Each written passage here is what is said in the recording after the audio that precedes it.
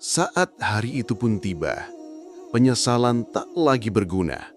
Setiap kesempatan pun telah sirna, dan hanya ada pertanggungjawaban atas setiap detik yang telah kita jalani. Bumi telah hancur lebur, langit terbelah.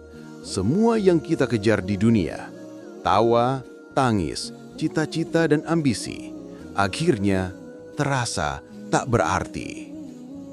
Kini, di hadapan pengadilan Maha Adil, setiap jiwa berdiri telanjang tanpa daya.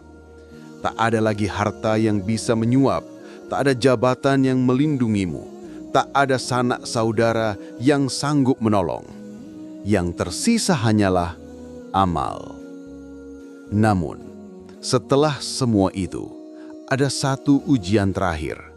Sebuah jembatan tipis di atas jurang neraka yang harus dilewati semua manusia. Gelap, licin, dan penuh bahaya. Jembatan itu digambarkan setipis rambut dan setajam pedang, menggambarkan betapa rapuh dan sulitnya melewatinya tanpa bekal iman dan amal yang kuat. Apa sebenarnya jembatan itu? Bagaimana kita bisa melewatinya? Dan apa bekal terpenting agar selamat? Mari kita simak sampai tuntas. Jembatan itu dikenal sebagai Shiratal Mustaqim, jalan yang lurus, tapi bukan jalan biasa. Ia adalah perlintasan penentu antara surga dan neraka. Ini bukan sekadar cerita atau mitos. Ini kenyataan yang harus dihadapi oleh setiap insan, dari nabi sampai manusia biasa. Ujian paling jujur, tanpa tipu daya dunia. Secara harfiah, Shiratal Mustaqim berarti jalan yang lurus. Tapi dalam konteks akhirat, ini adalah jembatan di atas neraka Jahannam yang wajib dilewati semua manusia. Kita memohon dalam Al-Quran Surah Al-Fatihah, Ihdinas Shiratal Mustaqim. Doa yang kita ulang setiap rakaat sholat itu ternyata juga bekal di akhirat. Rasulullah Shallallahu Alaihi Wasallam bersabda dalam sebuah hadis, kemudian didatangkan jembatan Shiratal Mustaqim, lalu dipasang di atas Jahannam. Para sahabat bertanya, wahai Rasulullah, bagaimana bentuk jembatan itu? Beliau menjawab, licin dan menggelincirkan. Di atasnya terdapat besi-besi pengait dan kawat berduri yang ujungnya bengkok seperti pohon berduri di Najd yang bernama Sa'dan. Orang-orang beriman melewatinya sesuai amalnya. Secepat kedipan mata, kilat, angin, kuda cepat, berjalan, merangkak. Ada yang selamat, ada yang tercabik lalu selamat, ada pula yang jatuh ke neraka. Hadis riwayat Muslim nomor 183. Bayangkan lintasan yang tak berpagar, tanpa penerangan kecuali cahaya iman. Di bawahnya api yang menyala tanpa henti. Kecepatanmu tergantung iman dan amal. Semakin kuat imanmu, semakin terang cahayamu, semakin ringan langkahmu. Sebaliknya, dosa-dosa akan memberatkan, menarik, dan menjatuhkan.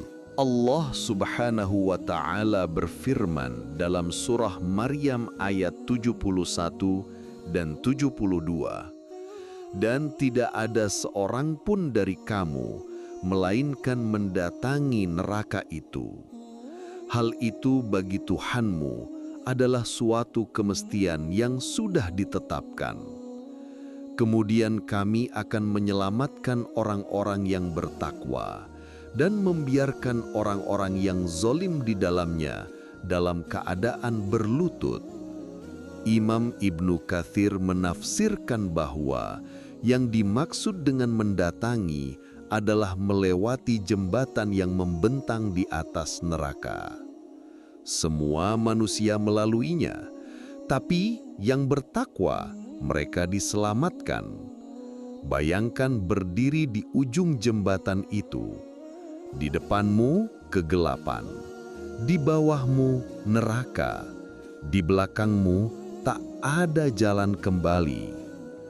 amal baik menjadi cahaya. Tapi jika amalmu lemah, cahayamu redup, jalannya gelap. Kau pun terhuyung, mungkin berjalan, mungkin merangkak, mungkin terjatuh. Lalu, apa yang harus kita persiapkan agar selamat melewati jembatan itu? Pertama, iman yang kokoh dan teguh. Iman adalah cahaya yang menerangi jalan kita. Tanpa iman yang kuat, langkah kita akan gelap dan rapuh. Kedua, menjaga solat. Solat adalah tiang agama dan amalan pertama yang akan dihisap. Jika solat seseorang baik, amal lain akan mengikuti. Ia adalah cahaya utama yang menerangi langkah di atas Shirathul Mustaqim. Ketiga, amal soleh yang dilakukan secara istiqomah. Semakin banyak amal baik yang kita kumpulkan, semakin terang cahaya yang membimbing kita, dan semakin ringan pula langkah kita meniti Shirathul Mustaqim. Keempat, menjauhi dosa. Setiap dosa menjadi pengait yang bisa menjatuhkan kita ke dalam jurang neraka. Oleh karena itu, menjauh dari maksiat adalah hal yang wajib. Kelima, akhlak mulia, kejujuran, amanah, menjaga adab dan silaturahmi tidak hanya menjadi bekal dunia, tapi juga menjadi saksi yang berdiri di sisi jembatan, membela atau menolak kita di hari perhitungan. Keenam, doa dan tawakal. Mohonlah agar Allah meneguhkan langkah dan memberikan kemudahan melewati ujian ini, karena tanpa pertolongannya, tiada seorang pun yang bisa selamat. Jika rasa video ini bermanfaat, tekan like dan subscribe dan aktifkan lonceng notifikasinya agar tidak ketinggalan konten menarik lainnya. Sampai jumpa di video berikutnya.